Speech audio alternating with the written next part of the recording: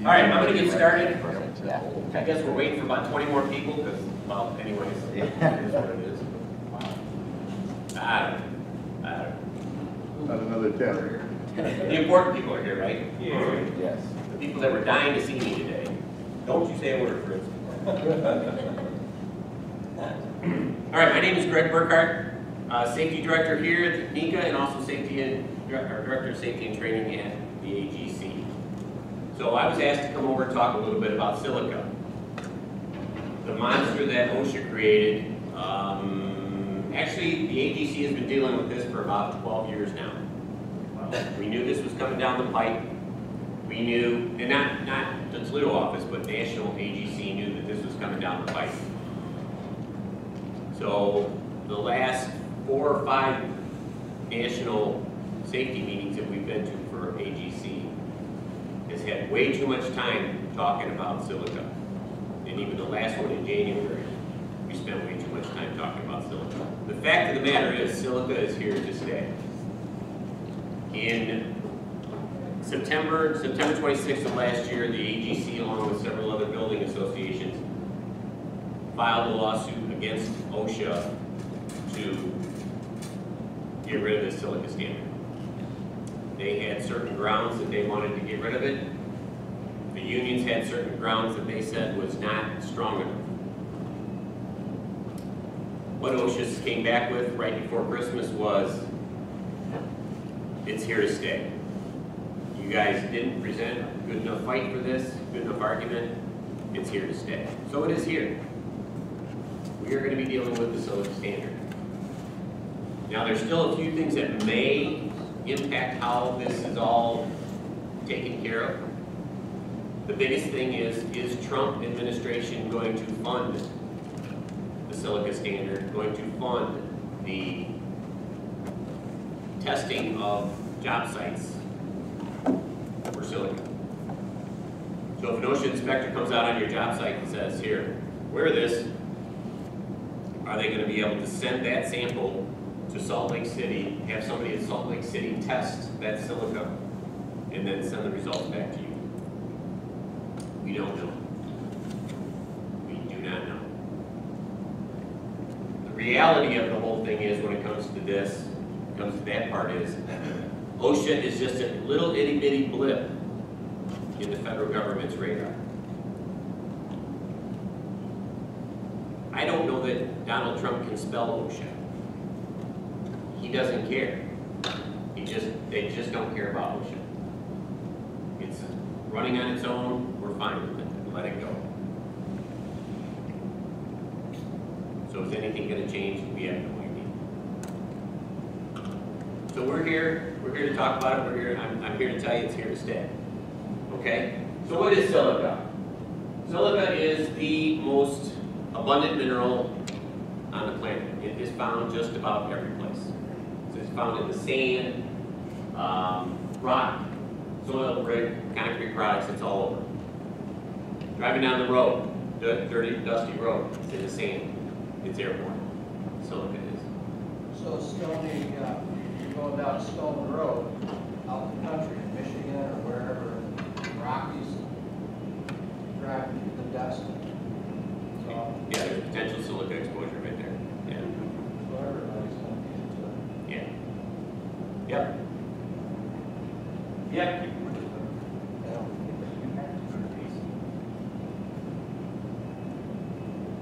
What we're concerned about is the respirable silica, the RCS, respirable crystalline silica.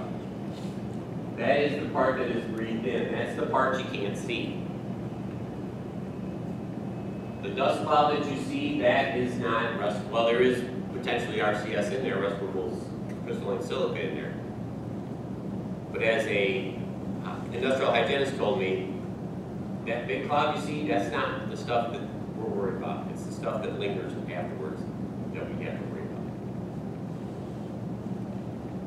How small is respirable crystalline silica, RCS?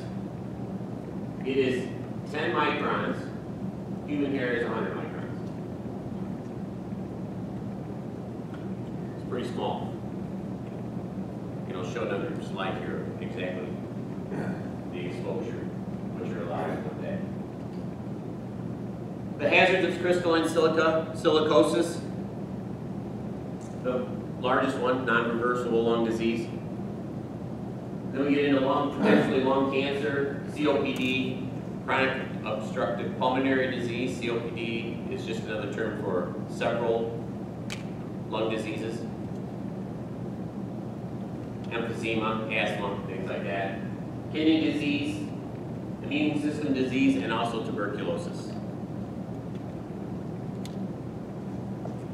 The silicosis is the biggest thing that the silica begins. It starts just like asbestosis with asbestos. Symptoms of inhaled silica: shortness of breath. Because the disease process has started, the disease process starts on the alveoli. The alveoli are the smallest part of your lung. That's where the transformation from, or the passage of oxygen to carbon dioxide happens.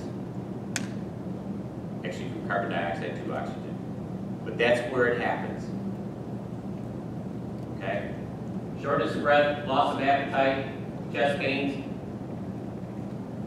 fatigue, severe cough, and the blue skin, the cyanosis. Your skin starts turning blue because you're not exchanging enough oxygen.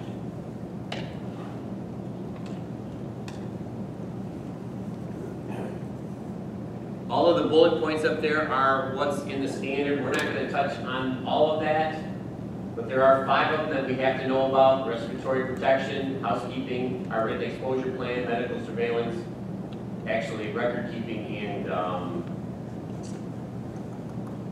competent person. So we're going to touch on all of those in some way, shape, or form. OSHA comes on your job site. First question they're going to ask you is, where's the competent person? Who's your competent person? If you don't have a competent person, OSHA's going to know that you do not have any idea what the silica standard is all about. That is the size of the respirable silica that you're allowed to breathe in an 8-hour day right there, right next to the thing.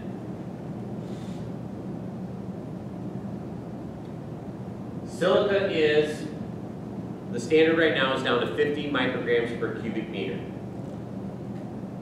The action level is half of that, 25 micrograms per cubic meter. So if you're doing testing and you hit 25 micrograms per cubic meter, you have to do something about it. You stay below the action level, you don't have to do anything about it. If you're testing, if you're doing your own testing. But right now, 50 micrograms per cubic meter is what OSHA is going to ticket you at, 25 being the action level.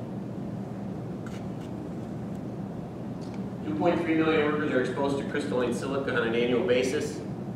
That is not just construction workers, that is shipyard workers, that's general industry, that's everything. 40% of that, the exposure is all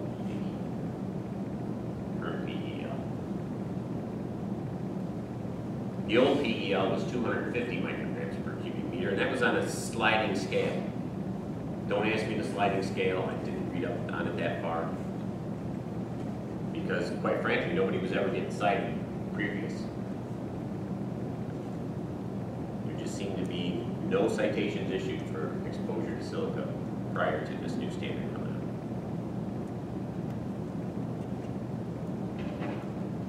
out. This is what we have to concern ourselves with. OSHA shows up on a job site. They're going to want to see this. They're going to want to see whether you're using table 1 or option A, or whether you're using option B, and option B being, are you testing on your own? Or did you have the data? Have you done the testing in the past? Do you have data that backs up what you're doing? How do you collect the data? We have to get a air pump. We have to get a collection system.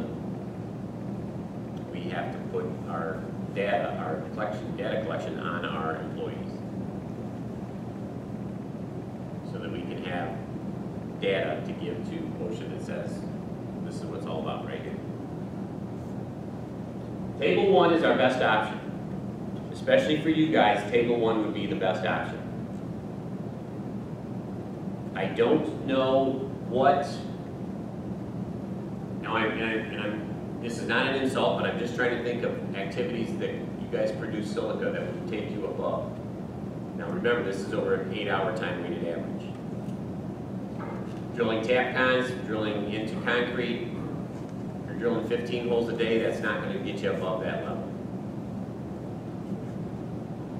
Cutting concrete to put in an electrical trench, whatever the case may be, that'll get you above the level, but do you guys cut the concrete or do you guys hire somebody else to do that? Hire it out. Yeah, let them take care of the silica problem. All you have to know is you have to keep your employees away from that area. If something like that happens, how long do you have to wait until the silica that potentially might have gone airborne leaves that area where you're not going to be infecting somebody else to come in? You know what, Will? That's a good question. It all depends how much is there. Can you force it out? Can you push it out? You can push it out, but you have to be aware of where you're pushing it to. Are you pushing it into another area where you're exposing somebody else? So, I would certainly give it a couple hours. And there again, it depends if OSHA's on the job site. Yeah. Or if it's windy. Or if it's windy. Yeah. Yeah, if you're outside cutting a trench, yeah, absolutely. If it's windy, it's done. If you're indoors, it might be a little bit different. I was going up Airport Highway near McCord. All this traffic, we're driving through the dust, they're over there cutting. It was just floating along. So, I mean, that's not a business deal. Everybody's just driving their car along. Right. Trucks,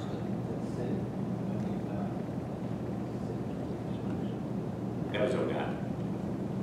Do they have to answer to OSHA, or they, If it was a contractor working for ODOT or working for the city or working for the county, then they do. oh, wow. If you're a government entity, you don't answer to OSHA, you answer to PERC. PERC is the OSHA equivalent on the public employee side, but they have no ability to find it. There you go. So, in the state of Ohio, because we are under a federal plan, all government, city, county, state, are under PERC. In Michigan, that's a state OSHA plan. Then they have jurisdiction over all the cities and counties and townships and all that government. So they can find it for that. But in the state of Ohio, no, they do the same thing. I get a phone call from Kevin one day, and we're at Collingwood and McCord, Collingwood and Monroe, and there was a water line break. This was last summer, there was a water line break, and it was leaking for days because it was just coming out of Collingwood and you could, running across the road. It was leaking for days. Finally, they decided on Friday afternoon to fix it. Overtime issue, I don't know. Whatever. He calls me up and says, you gotta get out here. You gotta tell them that they're doing this wrong. They're 10 feet in the ground and there's no trench box. I said, Kevin, I tell them all you want, but they're not gonna listen to me. They're gonna tell me to get the heck off their road because it doesn't matter. For some reason, those people think that that will never cave in, that trench won't cave in, silica doesn't apply to them, they're above all that stuff. So, Will, can you edit that out of the tape there? I can definitely do that. Will a wet saw keep that at bay then? That's part of table 1. That's part of table 1. We'll get into table, well, we'll do that. Take it. We got all No, we don't. Until 6:30, I have this wrapped up by 6:30. This is table 1 right here. No, it's not.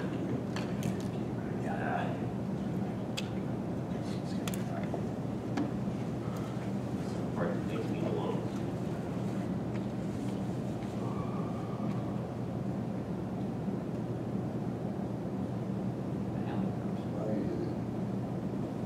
There it is. It'll be a long night, Greg. I'm gonna, if this doesn't work, I'm gonna stop. I'm gonna stop. You can edit.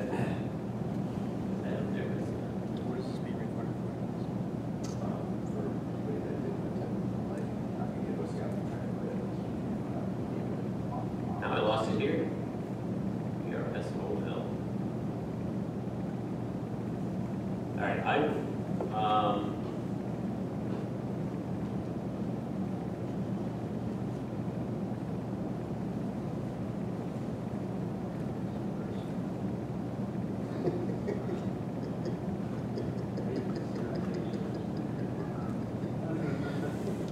never all at the same time.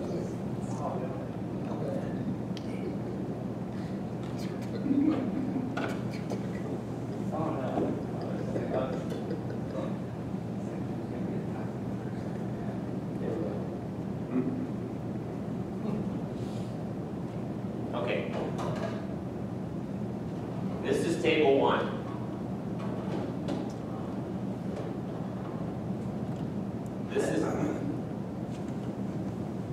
This is not in the safety manual. This is the AGC version of table 1. I am going to give that to Lisa so she can get this out to everybody. The difference is this actually has pictures of what task they're talking about. What you have to remember about table 1, and we will talk about this extensively actually since we started. The first one is the masonry saw, the stationary masonry saw. You have to follow to the T, to the letter, what this is doing, all of this stuff, your hours, you have to pay attention to your hours, less than or greater than 4 hours. You have to use it, it's right there. On all of these it says this, operate and maintain tool in accordance with manufacturer's instructions to minimize dust emissions. You have to do that. You have to verify, you have to prove to OSHA that you've done it. Doesn't matter about the hours. 4 hours, doesn't matter. What does full and proper implementation require? It requires water controls. So you have to maintain this. You have to make sure that this is delivering an adequate supply of water for dust suppression. What is an adequate supply of water? It's going to be determined by what the manufacturer says. It goes on to say the spray nozzle is working properly to apply water at the point of dust generation. Spray nozzle is not clogged or damaged, and all hoses and connections are intact. That's the one that got me when I read this. All hoses and connections are intact. Does that mean if I have one leak at one of my hoses, I'm not doing the proper thing here? If that is the case, if OSHA interprets it like that, then they're going to say, no, you're not in table 1. So we have to watch out for that. That is our biggest fear with the AGC. We are afraid that they're going to nitpick these manufacturer controls to death, that you cannot work on table 1. They're going to make it impossible to work on table 1. With that being said, knock on wood, I've not heard of any OSHA citations for silica standard in this area. I haven't even heard of anybody being tested yet. So I don't know how prolific they are about this right now.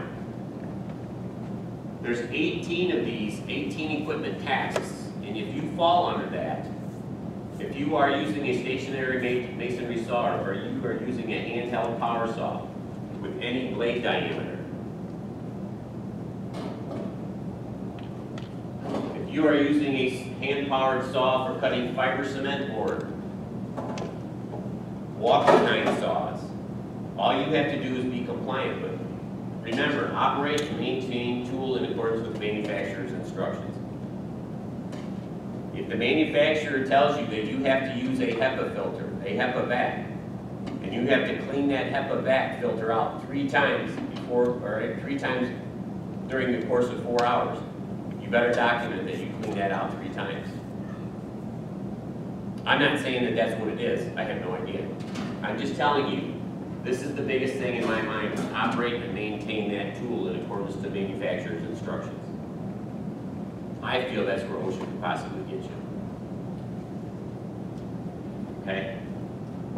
Walk behind saw. Wow.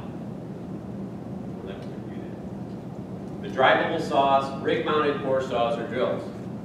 That might be something that you guys are getting into. The core saws.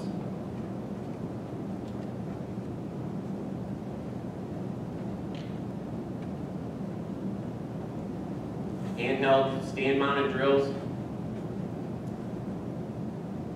hammer drills, dust collection systems. The shroud or cowling is intact and installed in accordance with the manufacturer's instructions. So now, do you hire somebody else to maintain all your equipment like that? I don't know. You have to have a competent person inspect this stuff before they put it into place.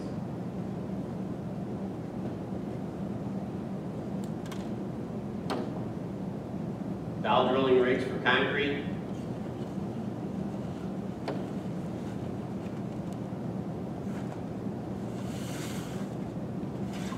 Jackhammers and power chipping tools. Respiratory protection, none when used outdoors. APF when used indoors greater than 4 hours. I'm sorry, outdoors greater than 4 hours. Indoors or an enclosed area, APF 10 on both of those. 4 hours or greater than 4 hours. This is another problem that we have, is we have to now apply a respiratory standard to this too. APF is the assigned protection factor of 10. That is a simple dust mask that you guys would wear, or that your employees would wear. Or the bigger half masks. Both of them are an APF 10. Now we've got it, if our employees are in that mask for more than 30 days a year, then we have to send them to an extensive $400, $450 testing for medical surveillance for the year. Okay. That medical surveillance will include a tuberculosis test. It will include an X-ray of the chest to be read by a B reader, which is a more extensive, more expensive doctor to read the X-ray. There's several other things. There are 2 places in town that do this that the AGC has negotiated with, and I will certainly pass that information on if you guys feel that you guys need to have somebody with this medical surveillance started. One of them is US Health Works. They're on Bar Avenue and on Airport Highway. The other one is Reliable Drug Testing. They're off of King Road, just south of Savigny Avenue, Savigny Township. But they both do it, and both their prices are about the same. Okay. This is potentially a monster. One of the contractors, one of the AGC contractors, point blank said, "I'm going to control this. I've got 6 people, and those are the only 6 people that are going to do demolition work when I have demolition work to do." That's how he's controlling it. He knows those 6 people will be in respirators more than 30 days a year. Nobody else will be. He's already controlled. He's already controlling it like that. What constitutes one day? 5 minutes. If I put my respirator on, drill a hole, take it off, that's 1 day for the OSHA standard. So make it good. So make it good. If you're going to put them in a respirator, make them do all the work that day in that respirator. Yeah. Yep. So, medical surveillance, the APF, the assigned protection factor, that just means the APF of 10, it will protect 10 times the 50 micrograms per cubic meter. That's what the APF 10 stands for. Okay. Handheld grinders, same thing. Here we might get into something more, APF of 25. We're talking about tuck pointing. We all know how messy that can be. We've got a picture of a dust mask, so to speak, that does have an APF of 25, assigned protection factor of 25. I don't really think you guys would ever really get into this, the APF of 25, and maybe you'll never get into the respirators at all. I don't know.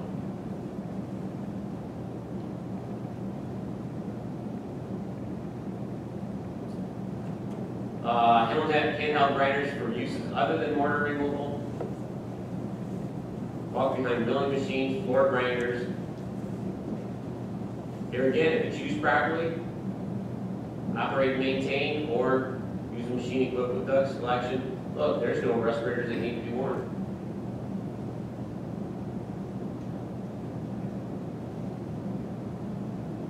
Small drivable milling machines. Large milling machines, crushing machines.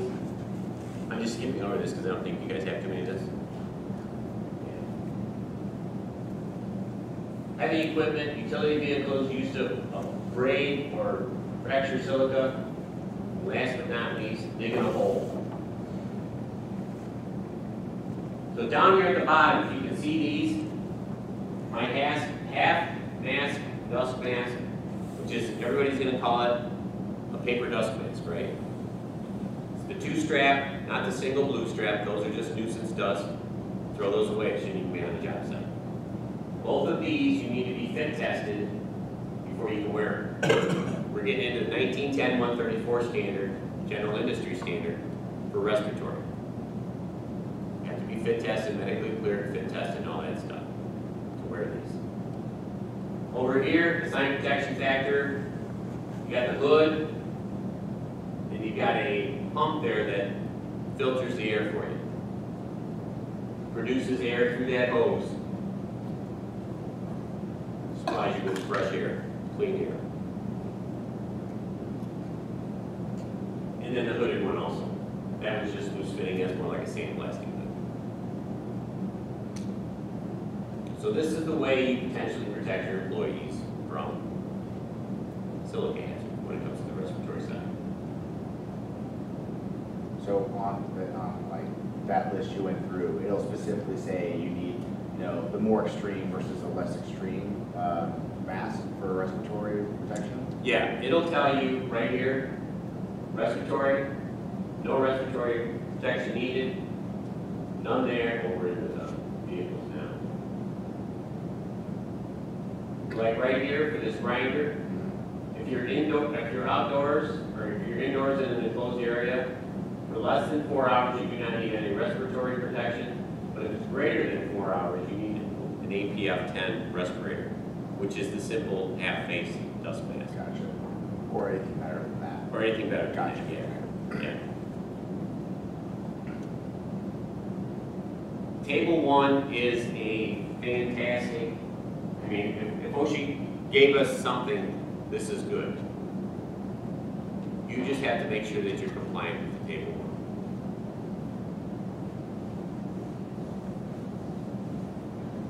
1. OSHA does come out on your job site. And they've asked you competent person, they've determined that yes, we are cutting silica. Here's my competent person. What are you doing? I'm working here, directly under table 1. I have everything set up. Don't you think this is table 1? Yes, I do think you're working under table 1. For the enforcement program, for the enforcement standard, OSHA is not allowed to test if everybody agrees it's table 1.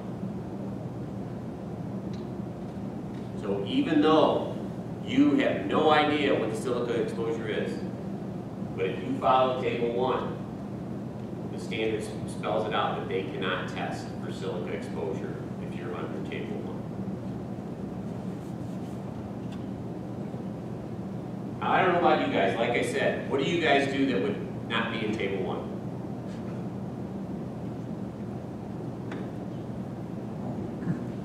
Bottom line, guys, your old saw cutting road, you know, moves and stuff like that. Okay, so you do your own saw cutting? Yeah. Okay. Okay. Use water. Well, Is best for that. yeah. So the walk behind machine up there is what you guys would use. Yeah. And as long as you follow it per the table 1, and I'll give Lisa this, you're good. You're good. What about you guys? Anybody else? I'm just trying to wrap my head around this.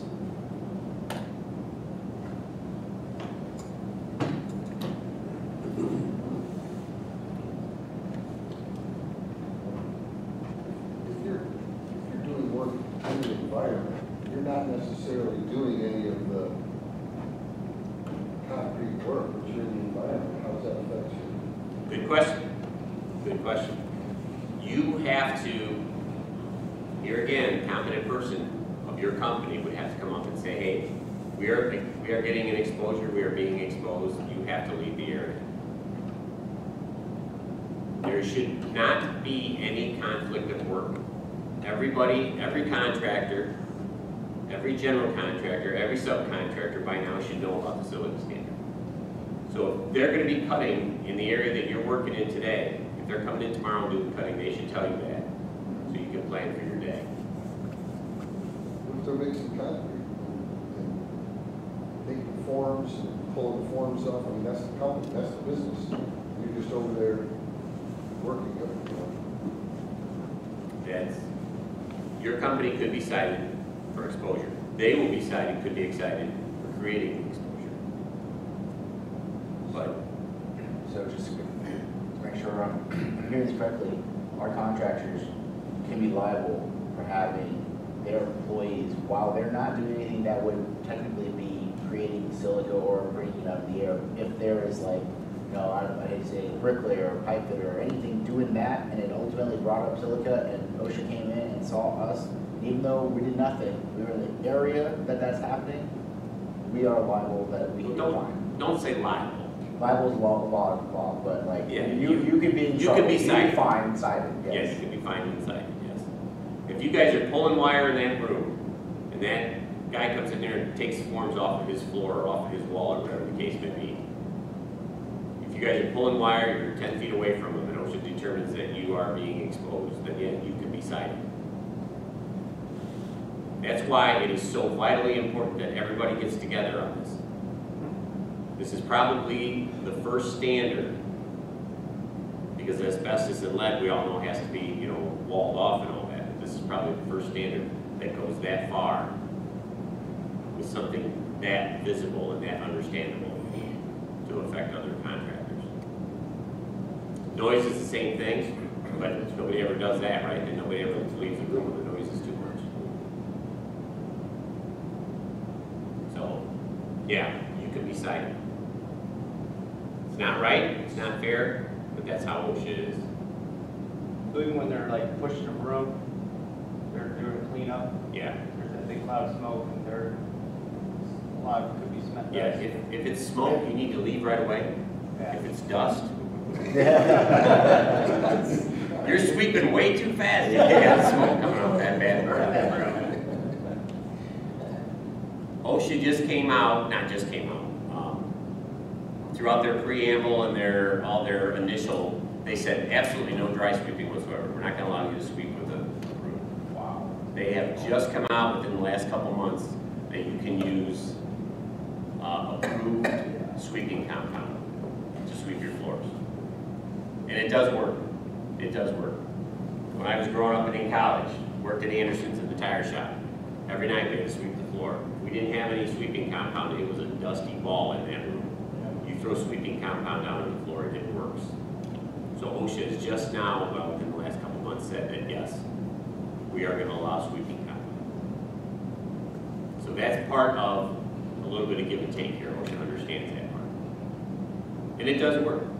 It really does work. But if they're sweeping dry without any sweeping compound, then yeah, you have to leave the room. You have to, yeah, exactly. That was being done today, I was just thinking about that. Yeah. Yeah, anytime there's any type of exposure, silica exposure in the air, OSHA has the ability to cite every contractor that's there if they're being exposed. Now they have to prove the exposure too, okay? Just because they see that cloud of dust doesn't mean there isn't an exposure. They have to prove that. We'll get into that in a little bit if we have time. Okay, I've never gotten through all these slides because there's been way too many good questions. So, they have to prove that. They can't just, you know, like taking a picture, click, click, look at that dust cloud, click, click, yep, exposure over 50 micrograms per cubic meter. I don't know that. I have no idea. Any other questions? That's probably the worst part about this. It's called multi-employer citations. You can have somebody creating the hazard, controlling the hazard. There's 3 C's and something else. Escapes me right now. But yeah, you can have somebody creating the hazard. You might be the exposing, or somebody else might be the exposing control. And you might be the controlling. So you could have 3 or 4 people decided for that. But you do have to be aware of that too. What happens if you put on a dust mask, you see that coming? You see the dust cloud coming? Yeah. Substitution. APF 10 is very adequate to do that. Absolutely. So then you're covered. I can't tell you that. I'd have to put an air monitor, a silica monitor on you. I would have to do that to verify yes or no. How many days did you say it was of exposure in a year? 30. If you put me in a mask for 30 days, you have to send me for medical surveillance Oh. to the tune of $400, $450. So if you've got 300 employees, you may not have to do that. If you've got 5 employees, depends on what their job tasks are. And so if you said it's every 30 days, so technically if they're doing a big project and it's 90 days, 100 days, and they have to wear a mask, they have to get tested every 30 days? No, I didn't say every 30 days. You said every 30 days. Okay, I must have interpreted it incorrectly, I apologize. So it's once a year. Will? Once a year. All right, this is a scoop. Starting on day 1, March 1st, 2018. You have until March 1st of 2019. So at any time in that time frame, if I hit or get close to that 30 days, you have to start medical surveillance on me. If you think for a minute, like one of our contractors, he already has sent his people through because he knows that those 6 guys are going to see more than 30 days a year in a respirator. He's already got the medical surveillance all taken care of, so he's all set for the year. Now, the tricky part here is, if you go to the hall often and pull people out, how do they keep track of their 30 days? How do you keep track of their 30 days? Do you keep track of their 30 days? 30 days starts when you guys bring them on. So if you keep them for 29 days and they're in a respirator all 29 days, have you broken the law? If you wear a respirator, it's 5 minutes, that counts per day. Wear it now, 2 hours from now, you wear it again. That's still 1 day, or is that multiple days? No, that's what I said. Make him wear it all day, yeah. He's the only one in the respirator that day. Yep.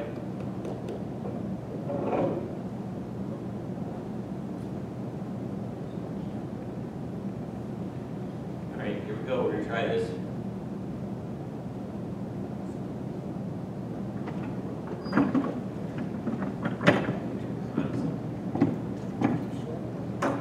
All right. So,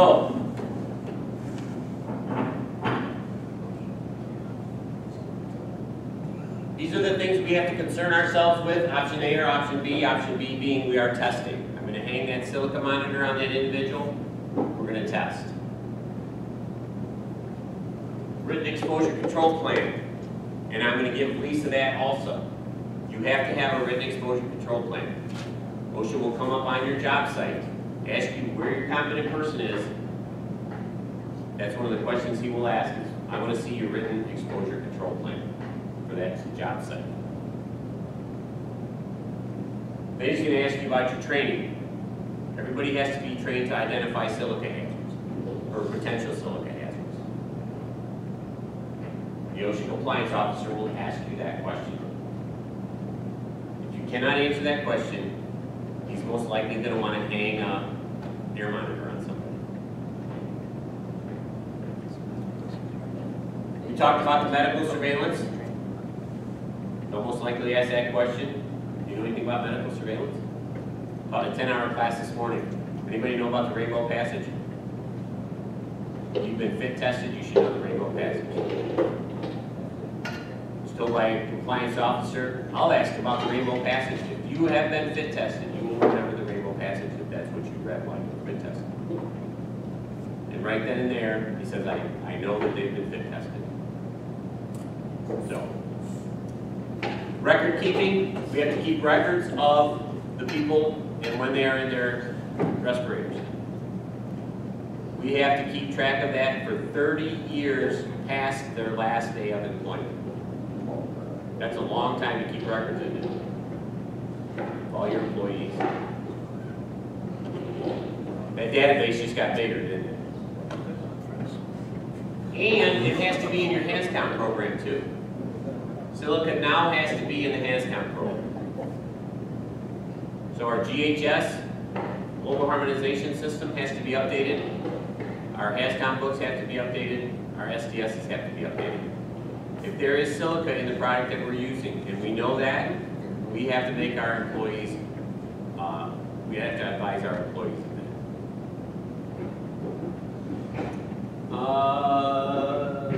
Talk about that. There's the 18 tasks under Table 1. We saw that. We saw that. We saw that. Training. Let's talk about the health hazards.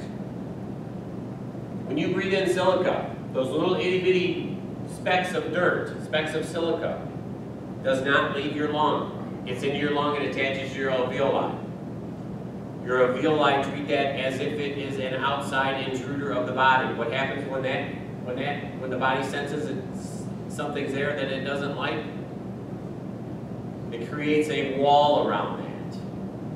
It wants to defeat that. You keep breathing in that silica, what happens? The wall gets bigger. Not Pink Floyd's wall either. The wall gets bigger. That's when you start having problems breathing. Your alveoli are no longer working the way they should be. You cannot cough that out. You cannot hack that out because it's too small. The more you breathe, the alveoli just keep getting more and more surrounded by the wall.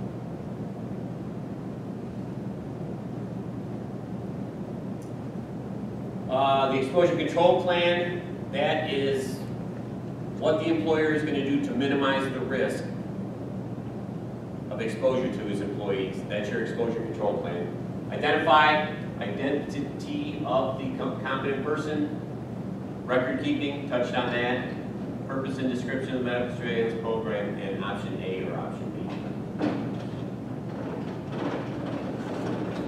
I just put that back up there because as I was working on this today, I wanted to refer to that several times. We're going to skip over that. So when do we create the silica? Silica in the block, in this concrete, is absolutely perfectly safe. It's when we apply something high pressure, something that's going to destroy that concrete. We're going to cut the concrete. We are going to blast it. We're going to blast that silica out of there. That's when we start having problems. It's the high-speed introduction of just about anything to just about anything up there that creates our silica. So we have to protect. When we know we're going to do that, we have to protect.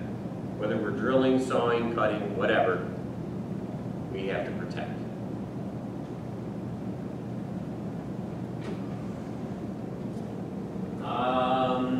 Same thing as this table 1, 18 of them. Follow table 1 rules, cut wet or cut dry with a vacuum. Has anybody ordered any vacuums? Why not? What's that? Can't afford it? Can't get them. We're having a hard time getting them. Still? I was told they're starting to become abundant. Not so much, huh? They're not cheap. We know that. They are not cheap. The longest one, like, so they're gonna drill some it's right on the drill. Yeah. Oh, yeah. I don't know about Hilti. I heard Hilti had a good product, DeWalt. I would check, Kathy. I think they're becoming more and more. I know they're becoming more and more available. OSHA did give us a little bit of grace period, such to the effect that if they came up on your job site, you didn't have any of that, and you told them, hey, look, I got this ordered, here's my receipt. They were going to give us a 30-day grace period for that. In fact, that's long gone. I don't know if they're still willing to consider that or not, I have no idea. But keep in mind, they have to be maintained per manufacturer's instructions. So it's not like, you know, every guy in this room is going to get a new tool, look at the pretty picture on the instructions, set that aside, and pull the tool off, try and figure it out himself, right, without reading the instructions. It's always what happens. You have to read the instructions. You have to understand how that manufacturer wants you to maintain that tool to make sure that it will filter at least 99% of the silica out of the air.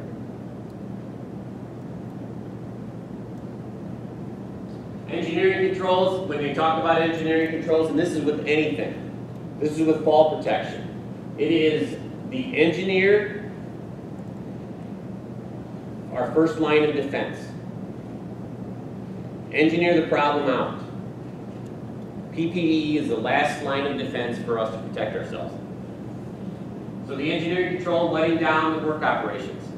It is built, it is engineered to be wet. Now on a day like today, can we cut wet? It'd be kind of difficult outside, wouldn't it? We're going to create an ice pond, ice skate. Anytime inside, right? On a remodel job, how do we cut wet? OSHA didn't think about that stuff. So now we have to go to an engineered system, maybe a HEPA filter system. Our work practices, can we substitute? Can I do the job for an hour? Can Kathy do the job for an hour? And so on and so forth throughout the room? It still counts as one day, right? If you're wearing a filter, if you're wearing a mask. But maybe our exposure isn't hitting. Maybe we can change it that way. There are options out there. How much is enough water? Apply water rates sufficient to minimize the visible dust. If you can do that, you've applied the right amount of water.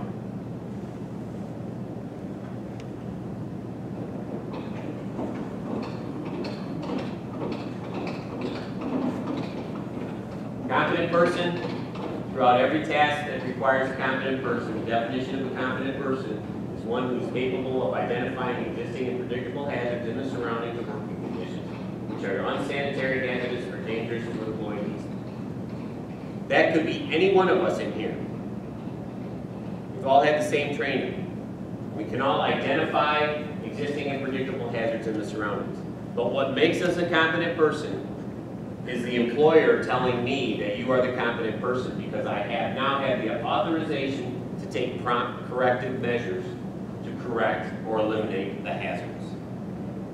Maybe your employer doesn't want everybody to be the competent person. Maybe they just want one person. That's who's designated, and that person should know they are the competent person, whether it's silica, confined space, ladder, scaffold, doesn't matter. If a competent person is required,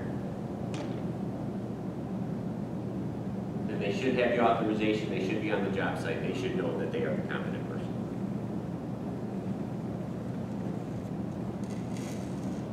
Competent person, routine observations of dust generating tasks. So on the job site, that is one of the competent person's responsibilities. I know what I'm doing, but I don't know what those plumbers are doing. I don't know what those cement masons are doing. I don't know what those bricklayers are doing. And it might be just a matter of tapping one on the shoulder and saying, dude, it's a lot of dust. Or going to the GC and saying, that's a lot of dust. They have to be able to identify those dust generating tasks. Correct them. Stop them.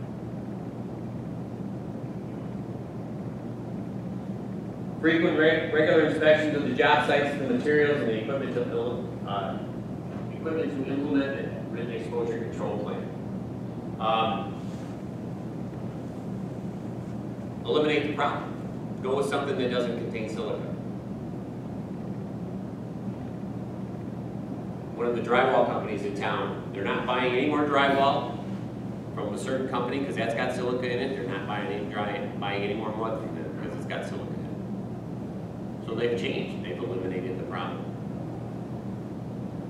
Now they're doing a remodel job and they have to cut this wall off right here. Do they know what kind of silica, if any silica, is in that drywall? Probably not. Do you guys know? Probably not. Maybe that is an exposure. That's one of the things that is a very touchy thing right there. I don't know, that's been there for 20 years. What is in that drywall? Now do I have to test? Nothing good, especially if it's from China, right? Nothing good.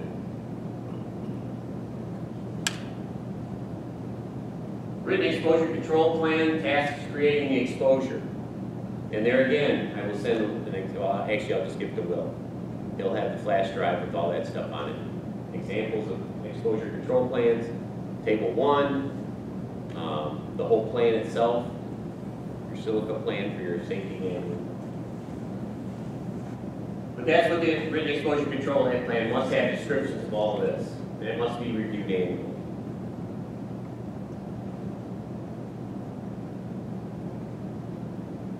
I can almost think that your written exposure control plan could very easily be, maybe not, could be probably company-wide.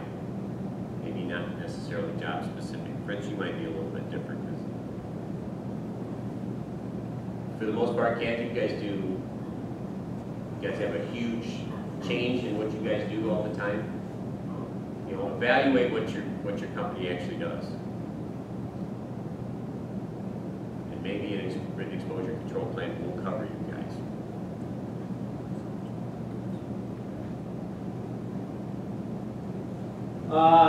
Compressed air. We talked about the first bullet up there. Compressed air cannot be used to clean clothing or surfaces to contribute to employee exposures unless you're blowing it off of you. You reduced it to 30 psi. You're blowing it off of you and you're catching it somewhere else.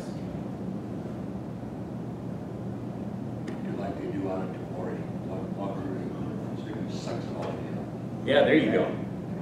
There you go. Yeah.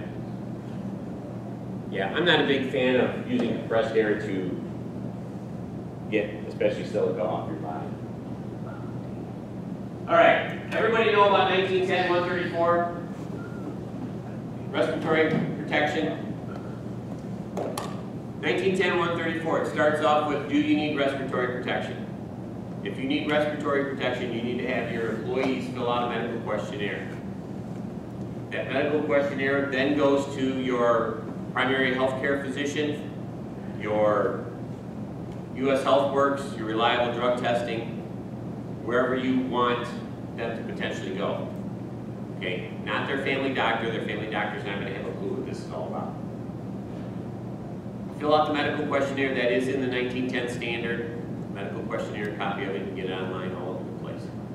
So you ask the questions, they answer the questions, it goes back to that professional healthcare person. They will review that. If they're old like me, they will have to go get a physical. Younger, no medication problems, no medications, non-smoker, they'll read through that medical questionnaire, sign off on it, they go to the next step. That next step would be fit testing. This is just strictly for the medical, just for the respiratory program. They would go to get fit tested. Getting fit tested is either at a company or there are several people in the Silica area that I know that will do fit testing. You will take them, send them with the mask that they will be wearing for the job site. They will fit test for that mask. Small, medium, large, make sure they have the right size. Make sure they don't have any facial hair. Okay? Is that one day of growth? Okay, then you have to shave. Okay, I know that's not one day. You have to be clean shaven in order to do a fit test. I've had people today argue with me, oh, I got to go fit test, and he had a pretty good beard. I got to seal. That's not what the OSHA standard says. Any company that fit tests you with facial hair, it's against the OSHA standard. Okay. Once you get fit tested, you should, if you pass your fit test, then you are able to wear your respirators for your job sites. That's 1910-134 in a nutshell. The medical surveillance side of this for this silica standard. If you are going to be exposed to silica, and that's the reason why you're getting fit tested, then they take it up a notch. They make you get a chest X-ray. And like I said, it will be a chest X-ray that is read by a B-reader physician. And I don't know the difference. All I know is it goes from basically a free radiology read to $85 for this physician to read it. They will be able to tell whatever, any inconsistencies with your lungs or whatever the case may be. You will also get a tuberculosis test. If you've ever had a TB test, they just under the arm just a little bit, and in 48 hours you got to go back and have it read. What they're finding out is that people with latent early stages of silicosis may exhibit signs of tuberculosis. Silicosis to tuberculosis. So that's why the tuberculosis test. Okay?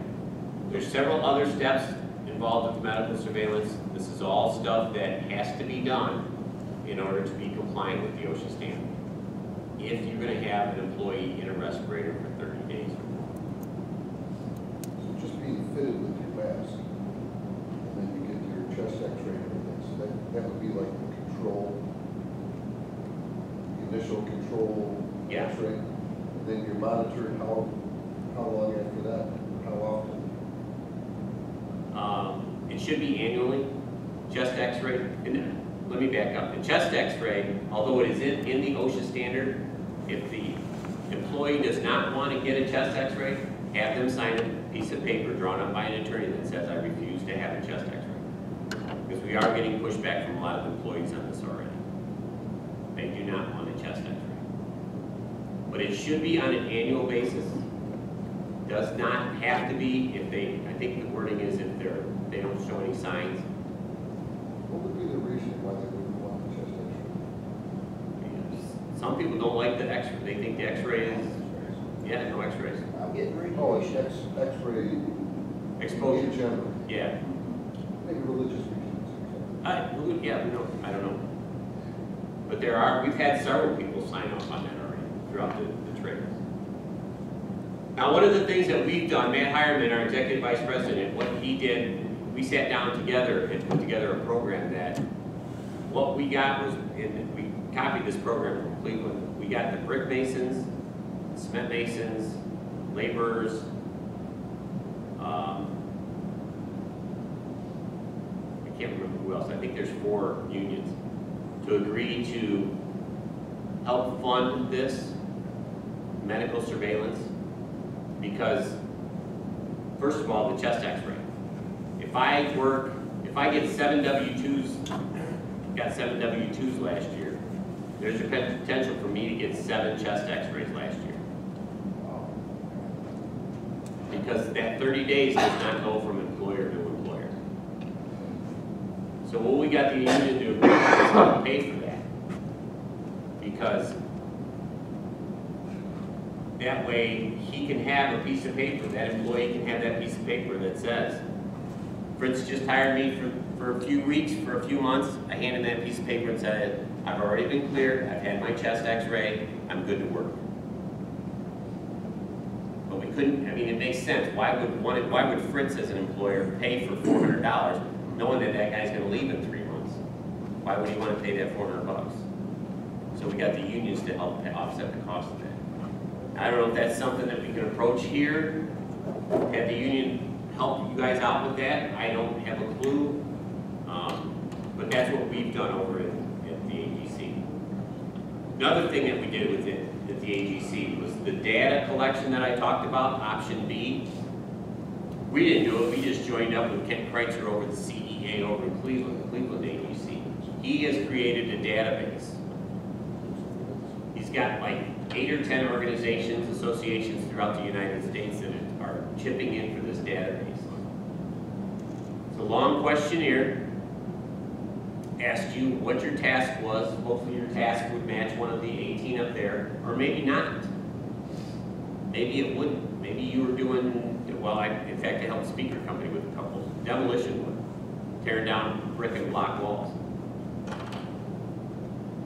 What we did was there's a SGS Galston out of Rochester, New York, is driving this whole thing. They're testing all of our samples that we send up to them, and they are sending us the results and sending Kent Craig's the results. This is all going into a database.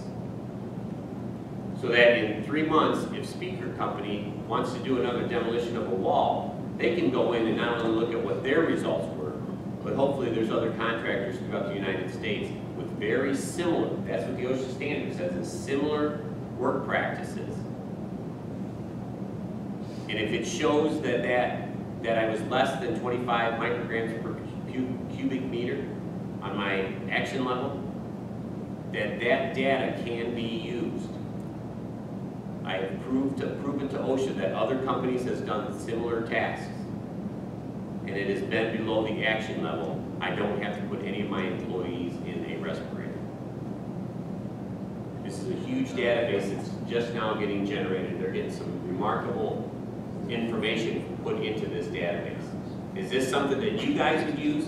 I don't have a clue.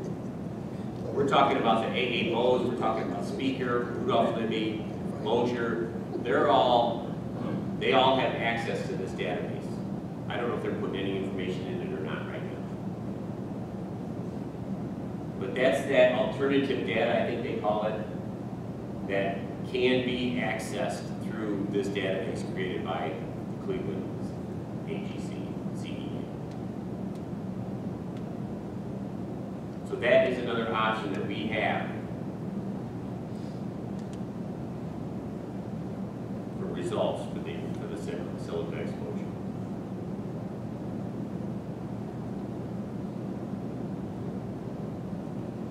Read several articles about OSHA and how they're going to handle these inspections. They come on a job site and they see a dust cloud. That was their latest directive, is if they see a dust cloud, they will stop. OSHA will stop. Okay? If they stop, they're going to ask who the competent person is. If there is a competent person, if there's not a competent person, they're still going to proceed. They're going to want to do an inspection. They may have their air monitor. They may have their air pump.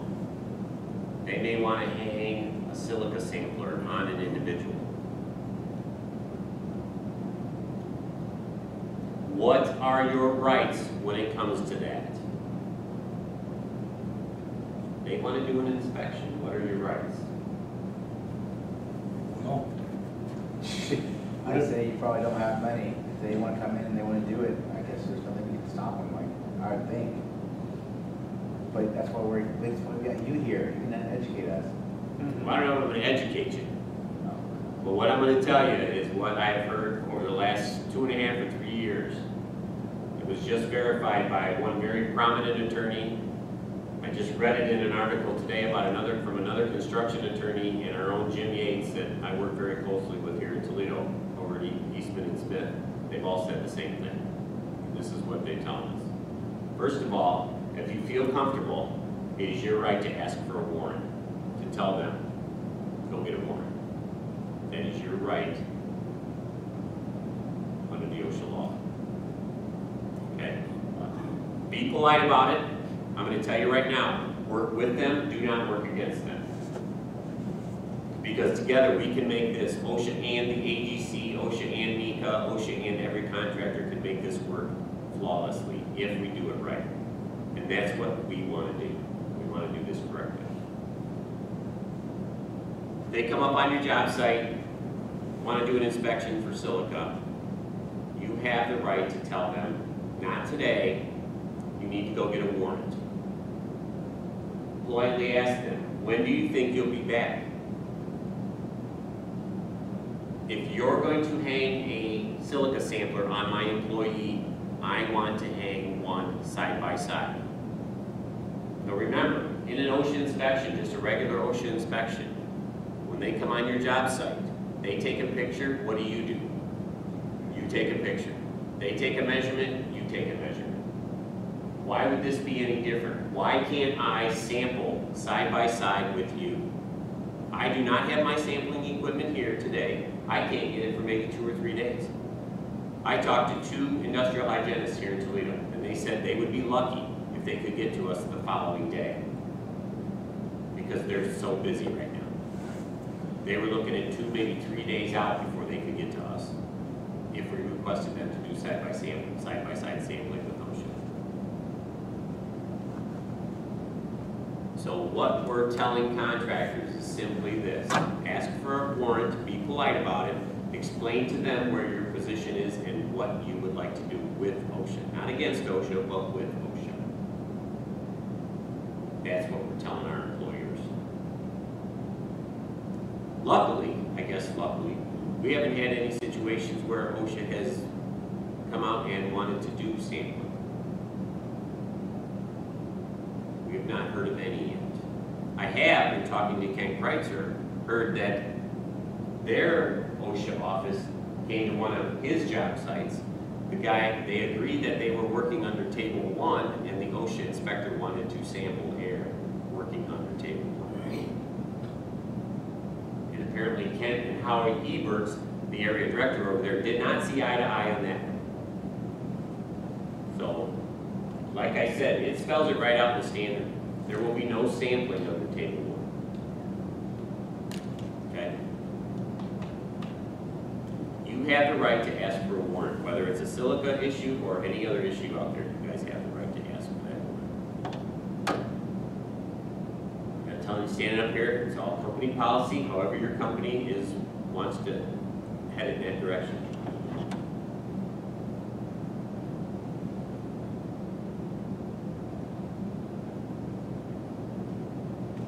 Any comments or questions about that?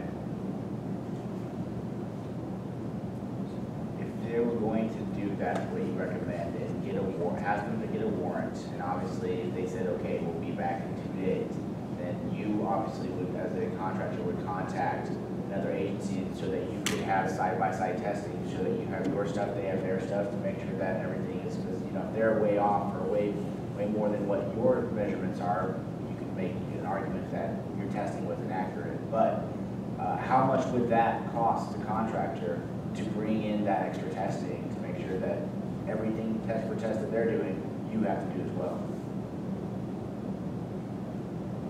I would say, I know that getting your equipment from SGS Golson is going to cost you $143 per sampler. You need at least 2. You might want to get 3 or 4, so it would cost you, $600, $500, whatever. And I don't know that you may be able to get it in 2 days from SGS Golson. They're pretty busy right now. To hire an industrial hygienist to come out, it would probably cost you $1,000. He would take care of all the samples. So. But I guess the other question I have. Well, the average OSHA fine is, Starts out at $7,000. yes, Yeah. Could go up to 100. Or, I'm sorry. 5. No, $12,900. Is the 7,000 average. is the old number. Oh, wow. Starts off at about $12,900. So it is a small price to pay to just tell them, thanks, come back with a warrant, Yeah. and get someone else to come Yeah. out there. And I'm not standing up here telling you guys to be an absolute jerk to them, because we don't want that. We want to work with OSHA. We want to be able to wrap our arms around this silica thing. We want them to tell us what they expect from us, because we want it to work. We want it to work. Now, by the same token, OSHA comes up to you, Will, and says, "Here, put this on." Do you have to wear that? Say no. You'll be right on target if you say no. You don't have to wear it. like you don't have to interview with OSHA, an OSHA inspector if you don't want to. You have rights. Each individual employee has rights. I'm not telling you, I'm not standing up here telling you to tell your employees not to cooperate with OSHA. I'm not telling you that. I'm never going to tell you that. I'm telling you, some of these guys don't feel comfortable. They don't want to talk to OSHA, and they certainly don't want to wear this stuff. They have rights. They can say no. I'm sorry, Mr. OSHA. I'm sorry, Mrs. OSHA, but I don't want to wear that. I don't feel comfortable wearing it. You have rights, and you need to express those to your employees. Let the employees know that.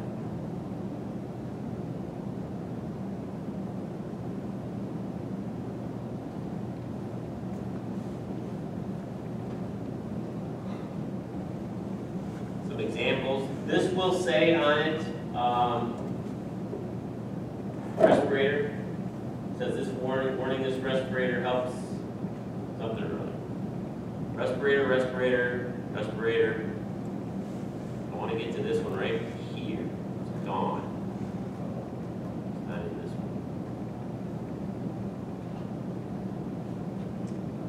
Let's see.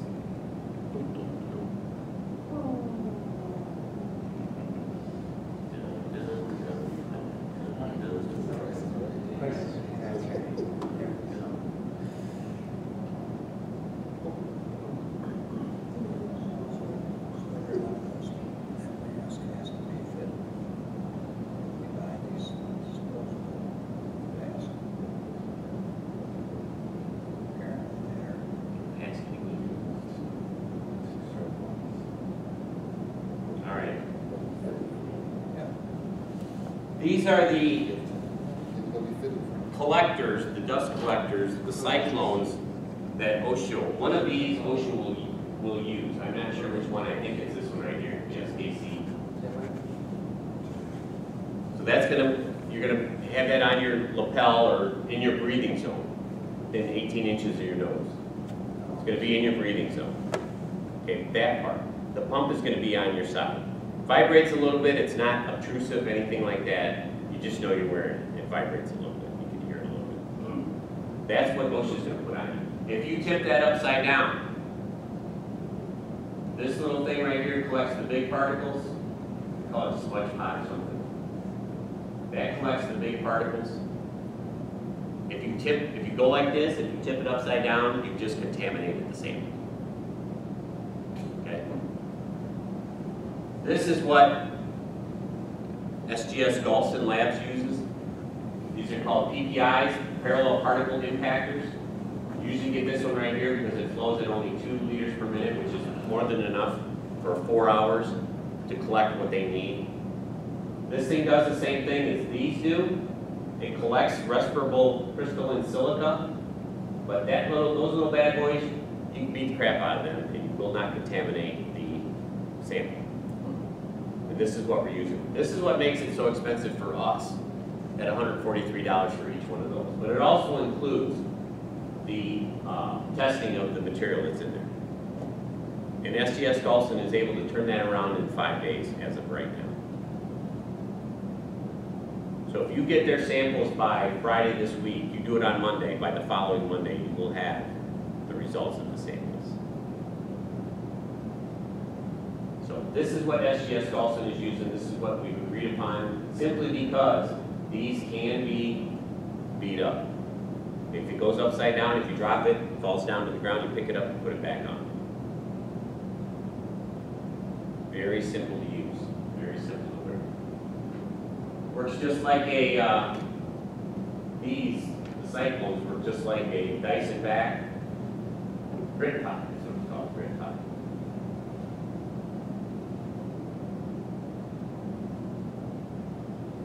Any questions? Any questions about that? So, we have a better understanding than when I first started doing these little talks about silica. We have a better understanding of the standard. The standard is in place, it's not going to go anywhere. But what I would like you guys to understand is there are certain things that have to be in place. Training for your employees. ASCOM, you have to identify your silica exposing materials, competent person, medical surveillance.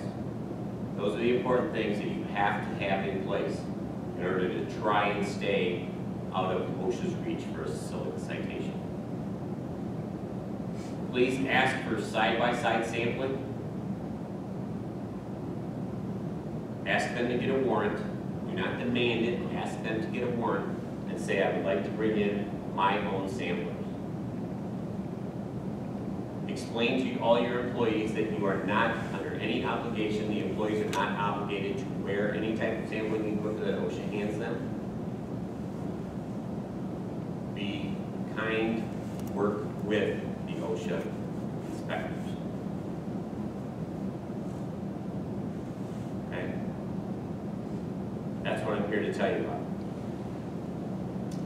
On that same disk drive, on that same jump drive that I'm going to hand Will, is OSHA's small entity compliance guide.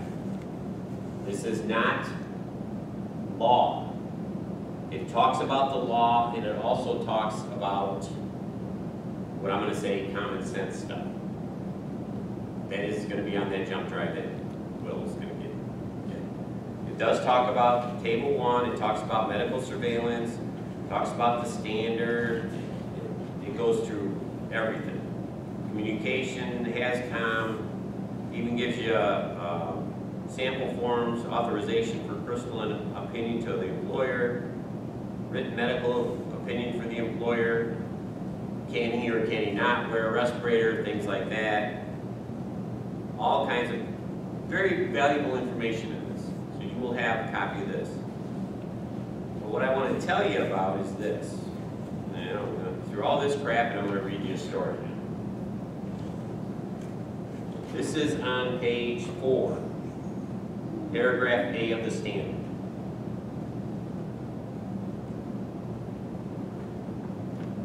Some employees in the construction sector perform tasks involving occasional brief exposure to respirable silica, respirable crystalline silica, that are incidental to their primary work. These workers include carpenters, plumbers, and electricians who occasionally drill holes in concrete or masonry or perform other tasks that involve exposure to respirable crystalline silica. Where employees perform tasks that involve exposure to respirable crystalline silica for a very short period of time, exposures for those tasks will be below 25 micrograms per cubic meter over an 8-hour time-weighted average. For example, for hole drillers using handheld drills, if the duration of exposure is 15 minutes or less, the 8-hour TDA or TWA, time-weighted average exposure, can reasonably be anticipated to remain under 25 micrograms per cubic meter, assuming no exposure for the remainder of the shift, and the standard will not apply.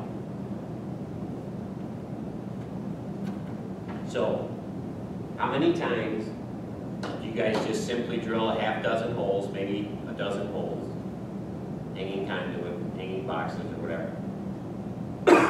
What I just read to you guys is not the law. It is the interpretation of OSHA for this small entity compliance guide. You can't get in OSHA's face and tell them this is what this says, because that's what they're going to tell you. But what I'm telling you is, and I've thought this all along for electricians, if you don't drill more than a dozen, 20 holes a day, are you really being exposed to the silica standard for the task that you're doing? According to this, no, you're not. Your best avenue for protection is to maybe spend a little bit of money. Create your own database. Put 3 employees a week or 3 employees a month on a PPI. Get that data. If it's below 25 micrograms per cubic meter, you've drilled 20 holes that day, you've drilled 20 holes the next day, and 20 holes the next day. And it all comes back at less than 25 micrograms per cubic meter. There's no exposure. Save that information. OSHA comes on your job site in 2 years and says, dude, your guy just drilled 20 holes. Yep, here's my data right here. Even though it was 2 years ago, it doesn't matter. Ohio Concrete Saw did this exact thing back in 2007 or 2010. They just wanted the information. They were wet cutting back then. She wanted the information.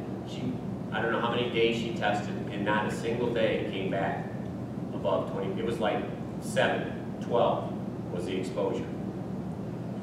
Micrograms per cubic meter. OSHA came on a job site a couple years ago and wanted to cite them for silica exposure for not doing the right thing. She pulled all that information out years before, took it to court. Judge looked at it and threw it out immediately. They got their information. This is all they need. As an industry, maybe you guys could do something like that. Share your data, or get involved with the CEA. But there are ways around table 1.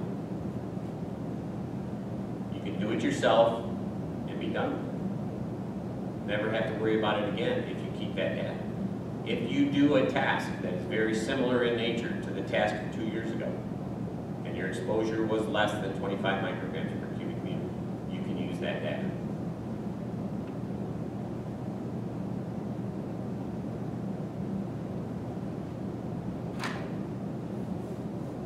Did I miss anything that you guys thought I would talk about? Was it at all helpful? Yes. You guys are just saying to be nice. You're not nice. End of story. I appreciate your time, you guys. I don't have anything else. I'll give that to Will. This book is you know, it's OSHA reading. It's not very compelling, but it does have information in it. And I do have a copy of, I've only got one copy of Table 1, but that's also on this jump drive too. So we'll hit you with some knowledge or hit you with some material on the jump drive. I did send over an updated plan for the safety manual for Silica, a Silica plan. Lisa has a copy of that. I don't know what she's doing with that. It might even be on here. I'm not even sure of that. So that's all I've got, gentlemen, ladies. I appreciate your time. Any questions? Give me a jingle.